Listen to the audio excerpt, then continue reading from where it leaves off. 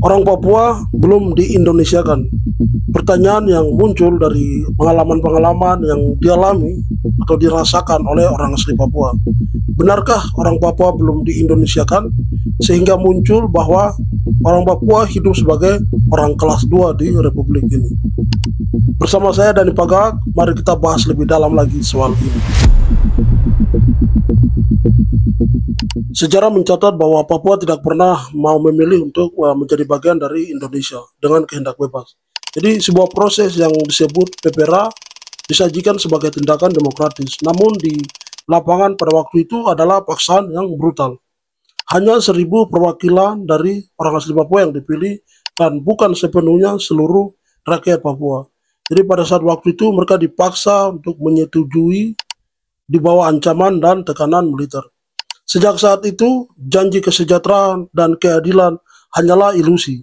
Tanah yang kaya ini justru menjadi sumber penderitaan bagi pemiliknya, yaitu orang asli Papua. Anak-anak Papua berjuang keras untuk mendapatkan pendidikan yang layak, sementara fasilitas sekolah di daerah terpencil hanyalah bangunan lapuk yang dilupakan. Mereka sakit, tetapi tidak ada dokter atau obat yang memadai. Mereka lapar, sementara perusahaan-perusahaan besar menggali kekayaan alam dari tanah leluhur orang Papua. Hukum dan kebijakan seperti otonomi khusus seharusnya menjadi penyelamat. Namun apa yang terjadi? Uang yang melimpah, tetapi pembangunan hanya dinikmati segelintir elit. Setiap kali mereka mencoba untuk bersuara, responnya selalu sama, yaitu represi dan tuduhan separatis.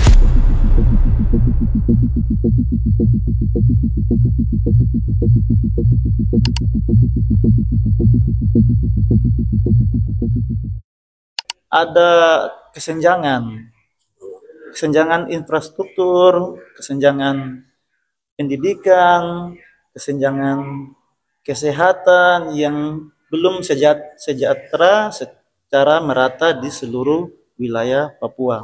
Padahal sekian tahun sampai sudah kita umur Indonesia ini yang ke 80 tahun, tetapi melihat dari perjalanan itu dari tahun ke tahun, kita orang Papua masih dianggap tertinggal. Orang yang tinggal di pedalaman, tempat terpencil yang susah mendapatkan akses kesehatan, mereka kalau sakit hanya ada puskesmas atau sebagainya, mereka harus dirujuk ke rumah sakit yang besar, itu dibatasi oleh akses jalan yang sangat medan yang sangat berat sekali. Sangat susah soal akses jalan. Akses jalan. Jalannya sudah dibuka, namun aksesnya sangat berat karena mungkin belum diaspal, sehingga kendaraan ambulans yang dipakai itu bisa terhambat karena tertanam di jalan yang becek atau sebagainya, atau mungkin ada jembatan yang belum ada, jadi infrastruktur belum ada. Orang kelas 2 yang ada di Papua menurut kita gitu loh, itu salah menurutku gitu loh. Kenapa salah? Karena hal itu bertentangan dengan Pancasila. Ya, kenapa bertentangan? Karena jelas-jelas di Pancasila itu adalah berbunyi kemanusiaan adil dan beradab. Jadi stigma ini itu secara tidak langsung gitu loh, maupun dapat diartikan bahwa hal ini tidak sesuai dengan Pancasila yang ada.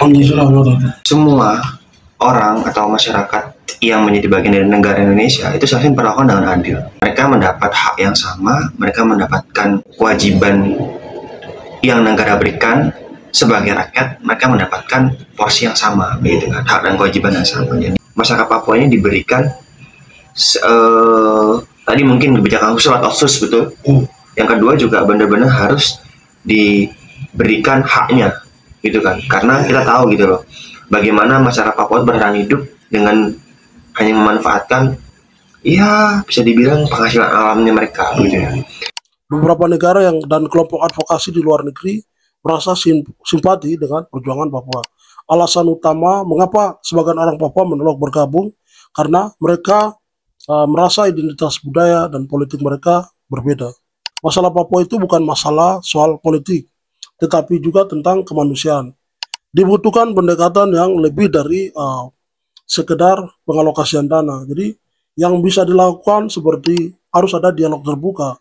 Jadi pemerintah bisa membuka dialog terbuka kepada masyarakat atau kelompok yang ingin menuntut hak-hak politik. Lalu di Papua itu harus ada penegakan hukum dan HAM. Jadi harus ada menghentikan segala bentuk kekerasan dan pelanggaran HAM serta mengadili pelaku dengan tegas. Harus ada pemberdayaan berkelanjutan. Jadi pembangunan itu harus berfokus pada pemberdayaan masyarakat adat, menghormati hak ulayat, dan melibatkan mereka dalam setiap pengambilan keputusan. Kita tidak bisa terus menutup mata. Pernyataan almarhum Lukas NMB bahwa orang asli Papua adalah orang kelas 2 bukanlah sekedar keluhan, melainkan cerminan nyata dari kenyataan pahit yang dialami banyak orang. Mereka, orang Papua, merasakan ketidakadilan, tetapi sampai kapan kita akan membiarkan ketidakadilan ini berlanjut? Sudah saatnya kita mengakui luka ini, berhenti menyangkal dan mulai bertindak dengan hati nurani untuk mengembalikan hak dan martabat sebagai orang Papua itu seutuhnya. Terima kasih.